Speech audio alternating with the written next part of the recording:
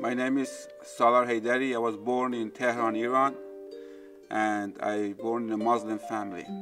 My grandfather was a very religious person, and he built a mosque in Iran, actually. My grandfather had a big tent in Tehran, so we could gather over there and just preach about Islam. And so I grew in that environment. And my father also was a very religious person. He was a good Muslim man. He studied about Islam. He knew Quran just like the back of his hand. At the age of 62, he got cancer, lung cancer. And I had a chance to talk to him just the last seconds of his life. I saw fear in his face. He told me, where I'm going, I don't know. I believed in Quran, but today I think I don't know who I am, and I don't know where I'm going. And he died with no salvation. He died with fear. I became a drug addict, a very, very heavily drug addict, in heroin, opium, and smoking cigarettes, 2 packs, 3 packs of cigarettes a day. And I got married when I was 25 years old. I got married with my same problem, with the addiction. And I was abusing my wife. And God gave us two kids, Soha and Sogol. I was born in a Muslim family in Iran. And in Iran, women had no voice. Even now, they have no voice. I had no power over there when I lived there. And I was abused. My husband was on drug. Yeah, I was praying to God, to Allah all the time. I asked God, please come help me, and yeah, please do something. But most of the women, they have the same life as I did. I was born and raised in a very fanatical Muslim home.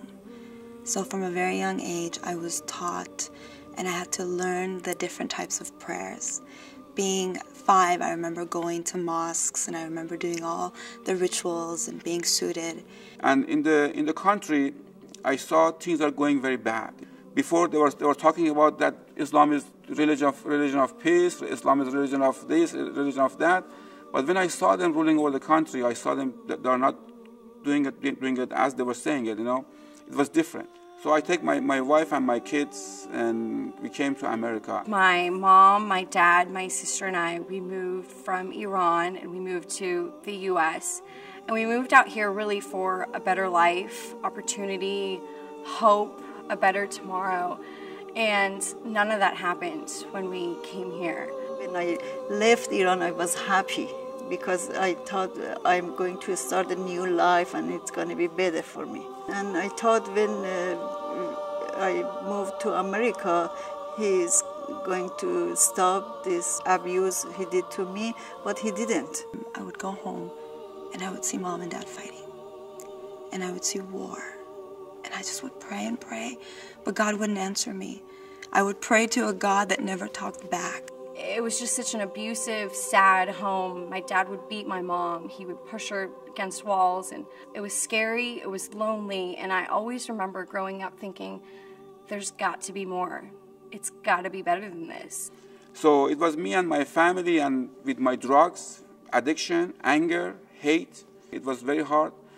I was getting kicked out of this house to another house, from that house to another house. My wife was depressed. I tried to kill myself 3 times, and I remember 3rd time I took 300 pills. God, please, just show yourself to me, Lord. And my life completely changed. Pastor Gary, it was a Lutheran pastor. He came to one of our relatives talking to her about converting her to Christianity, just talking about Christianity to her. So she called us. She said, come over here and see what this pastor is saying. So I started asking questions. It took me 6 months, questioning. And he told me about my anger. He said, why are you so angry? So he said, okay, let's sit and pray. I said, okay. We just sat down and he prayed. He prayed, said, just close your eyes and just bend your head and let me pray. And if you see any vision, you tell me. I just closed my eyes and he started praying. He asked me, did you see any vision? I said, yes, I see a vision. He said, what is the vision? I said, I see Jesus Christ, but not the way you see him. I saw a bruised guy on the cross with hairy face and bloody face. And he's just looking at me on the cross.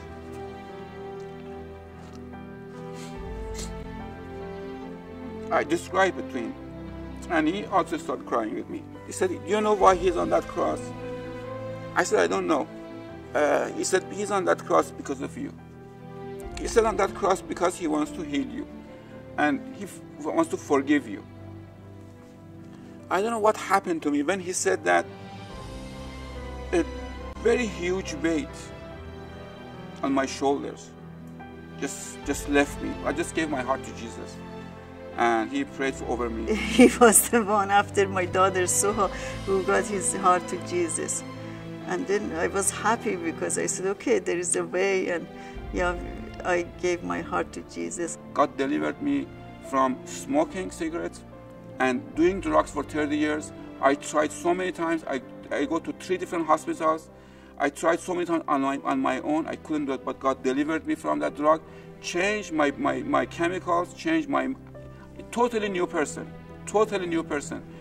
After I gave my heart to Jesus and I stopped my medicine, only one night I said, no, I'm healed and I don't need anything. Actually, I threw them away to the ocean. I said, yeah, it's not belong to me, and I didn't take it. They had peace that truly surpassed all understanding. And I remember coming home one day and I just kind of was like looking around, and no one was fighting, and my mom wasn't being beaten, and my dad wasn't angry, and my dad wasn't, there's no rage. There was joy, there's happiness. And from that moment on, I decided myself that I too was going to give my heart to him, and I too was just going to be sold out and live for him for the rest of my life. Today we have hope. Today we have happiness. Today we have the Lord in our life. Today we serve a God who talks back to us. We Yes, serve amen. a God who hears us when we call. And I called Allah before. I called many gods. The only God is alive is Jesus. Amen. Because the only one who answered me, is the Lord and Jesus. Once I was dead, I was in pit of hell. God resurrected me from the pit of hell and put me on the rock, and he take the yokes off me and take me out of bondage, and he saved me and he cleansed me, and he's loving me. And the same power who resurrected Jesus Christ from the dead, he's in me today, and I'm loving it, and I'm just going with it.